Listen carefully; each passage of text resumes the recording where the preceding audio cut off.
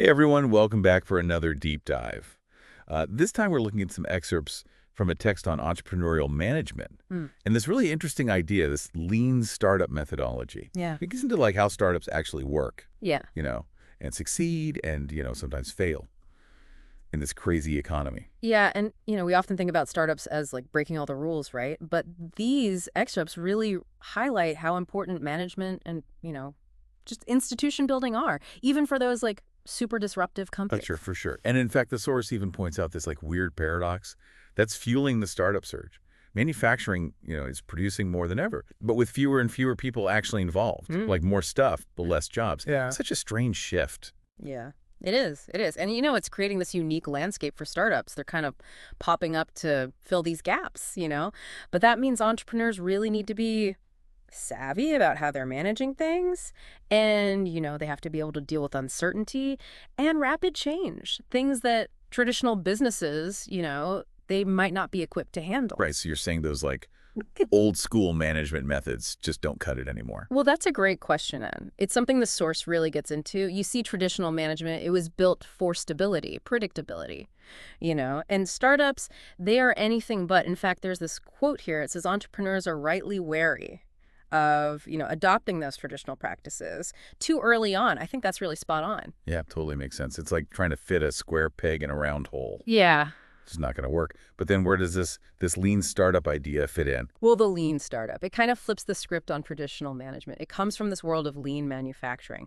But instead of focusing on efficiency, like in a factory, it's all about validated learning as the measure of progress. Okay, validated learning. Hmm. I think we need to unpack that a little bit. Sure. So think of it this way. A startup has like a ton of assumptions, right, about their product, their customers, their market. So validated learning is all about testing those assumptions quickly and constantly to see what really holds up in the real world. It's not just about building a product. It's about gathering feedback, iterating, and adapting based on that real world data. Got it. Got it. So instead of Yeah. spending years developing this like perfect product based on these guesses, you're saying startups should be out there testing their ideas early and often, using that customer feedback to guide their development. Exactly. The source uses this really clever analogy, driving a car versus launching a rocket, to illustrate the point. So imagine, you're driving down the road, you're making these little adjustments to the steering wheel, right, based on what's happening around you. Traffic, detours, weather, it's all about being adaptable and responding to the feedback in real time. Okay, yeah, I can see where you're going with this. A rocket launch is totally the opposite. Once those engines ignite, there's no turning back. Right. It takes years of planning. Every little detail is like meticulously calculated. That might work for a rocket, but it can be fatal for a startup. Yeah, there's actually a story in here about this company. They've followed this rigid plan Yeah. flawlessly, but they ended up building something nobody wanted. Like they achieved failure just by sticking to the script too close. Oof, yeah. That's why the lean startup emphasizes this. Build, measure, learn feedback loop. It's all about building something, testing it with customers, and then analyzing the data to see what works and what doesn't. So it's like having that steering wheel, constantly giving you information about the road ahead. You make little adjustments based on that feedback. And over time, you stay on course, even if there's, a few curves along the way. Exactly. That ability to like steer your startup. Yeah. Based on the real world data is crucial for navigating the uncertainty that comes with building something new. This makes me think about, we talk a lot about having a vision for a business or a project. How does the lean startup approach vision, strategy, and the actual product development? How do those all play together? That's a great point. It's not just about building anything, it's about building the right thing. And that's where vision, strategy, and product development, they all kind of come into play in the lean startup framework. So help me untangle this. What's the relationship between those three elements? It seems like they all kind of feed into each other. Yeah, they absolutely do. The source actually breaks it down really nicely. It shows how the product itself is the tangible outcome of your strategy. And that's guided by your overall vision. For the company... Okay, so if I'm picturing this right, the vision is like our North Star. The strategy is like the map for how we get there. And the product is the actual vehicle we're building for the journey. I love that analogy. And here's where things get really interesting. While your vision should stay pretty much the same, your strategy and the product itself might need to change along the way, based on what you learn. Wait, so you're saying we might have to like switch vehicles or even reroute our entire journey. But we're still aiming for that same North Star. Exactly. That ability to pivot, to adapt your strategy without losing sight of the vision. That's what separates successful startups from the ones that get stuck. Makes sense. And that's where the concept of a startup portfolio comes in, which the source mentions. Okay, I'll bite. What exactly is a startup portfolio? And why is it important? This sounds kind of high level. It might sound complex, but it's a pretty intuitive concept. Think of it this way. Even the smallest startup is juggling multiple things at once. You're trying to keep your existing customers happy, attract new customers, and all the while, you're developing new features, maybe even new products, or lines of business. Whoa, that sounds like a lot. It's like spinning plates. One wrong move and everything crashes down. It definitely can be. But that's where the portfolio mindset comes in. It's about strategically allocating resources, your time, people, money, across all these different activities, understanding that each one carries a different level of risk and potential reward. Okay, so you might have some projects that are more about maintaining the existing business, while others are more like bold bets on future growth.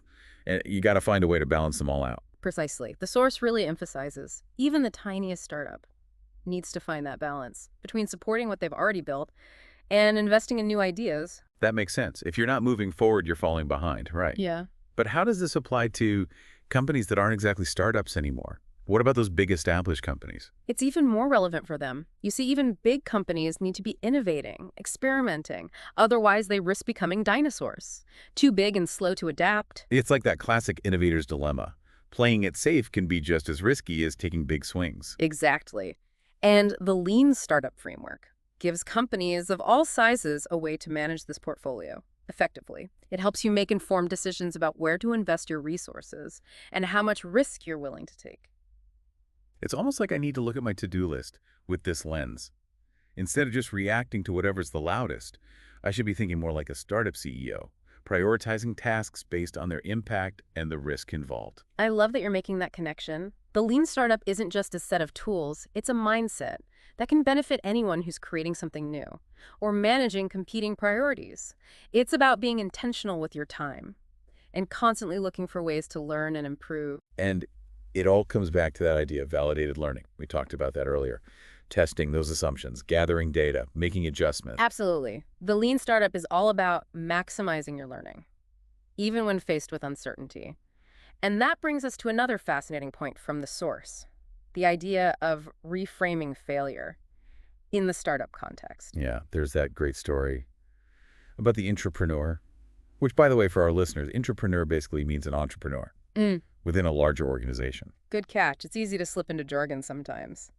But yeah, so this entrepreneur, he's reporting back to the CFO about a project that didn't quite hit its growth targets, in a traditional setting. That would be seen as a major failure. Right, like career-ending stuff. Potentially. But in the lean startup world, it's seen as a valuable learning experience. What truly matters is not just the outcome, but what you learned along the way. So it's not about avoiding failure at all costs. It's about failing fast, learning from your mistakes, and then iterating quickly to improve. Exactly. That old saying, fail fast, fail often. It gets thrown around a lot. But the lean startup adds really important nuance. It's not about failing just for the sake of failing. It's about failing smart, failing in a way that gives you valuable insights that you can use to improve. This is such a great mindset shift. It takes the fear out of taking risks, encourages you to embrace those early stumbles as stepping stones to something bigger. And that's really what the lean startup is all about. It's not just a toolbox, it's a philosophy, a new way of thinking about building and managing new ventures. It's about embracing uncertainty, experimenting, and turning every step of the journey into a valuable learning experience. And that's a powerful message for anyone who's trying to create something new, whether it's a company, product, service, or even just a new way of doing things in their own lives. Okay, so as we wrap up this part of our deep dive into the lean startup, what are the key takeaways here? I think the core takeaway is this. The lean startup gives you a framework that's both dynamic and adaptable, perfect for navigating that uncertainty that comes with building something new. It encourages us to experiment, to prioritize learning, and maybe most importantly, to reframe failure as a valuable source of insight. And as we move into the final part of our deep dive, we'll explore how these principles can apply in a much broader range of contexts, beyond just the tech startup scene. All right, so we're back. And I gotta say, I'm already feeling inspired to like shake things up in my own work. It's amazing how these lean startup ideas can apply to so much more than just tech companies, like the source was talking about. Yeah, for sure. That's what I find so exciting about this framework. It really goes beyond just industries, and it can be a game changer in all sorts of unexpected places. Okay, let's get specific then. Where else are we seeing the lean startup in action, outside of the typical startup world? Well, think about like those big corporations we were just talking about. They often have so much bureaucracy, slow decision making, a real fear of rocking the boat. It sounds like a recipe for getting stuck. Yeah. Isn't that like the opposite of what the lean startup is all about? Exactly. But that's also why it's so needed there. Lean startup principles can really help inject this like dose of experimentation, empower teams to try new ideas quickly without getting bogged down by all the approvals and risk aversion. So instead of being like paralyzed by the fear of failing, these companies can actually create a culture where taking smart risks is encouraged Mm, and everyone is constantly learning from their experiments, even the ones that don't work out perfectly. exactly. And it's not just limited to companies either. Think about nonprofits, government agencies, even individuals working on their own projects. I see. You're saying anyone who's trying to like create something new, solve a problem, make an impact, can benefit from this way of thinking, no matter what their industry is or the size of their organization. Yeah, absolutely. The beauty of those core lean startup principles, validated learning, rapid iteration, customer feedback, is that they're universally applicable. It's about focusing on action and learning rather than getting stuck in analysis paralysis. Instead of like Hmm. crafting these elaborate business plans, it just sit on a shelf. We should be out there testing our ideas, Yeah. in the real world, making small steps and course correcting based on what we learn. That's it. The lean startup gives us permission to be wrong, to change our minds, to constantly iterate and improve. It's about embracing the journey as much as the destination. I like that. It takes the pressure off, having to know everything up front, and it allows us to be more flexible, responsive to the world around us. And that's what makes this framework so powerful, especially in a world that's changing faster than ever. Oh, true. Okay, before we wrap up then, what's like the one big question you want to leave our listeners with as they go out and tackle their own ventures? Here's something to think about. In a world overflowing with information and advice, often conflicting advice, how can you apply these lean startup principles to cut through all that noise, test your own assumptions, and discover the path that's really right for you? That is a fantastic question. Oh, It challenges us to think critically, to experiment, and to really embrace that journey of continuous learning. Thanks for joining us for this deep dive. And keep those brains buzzing.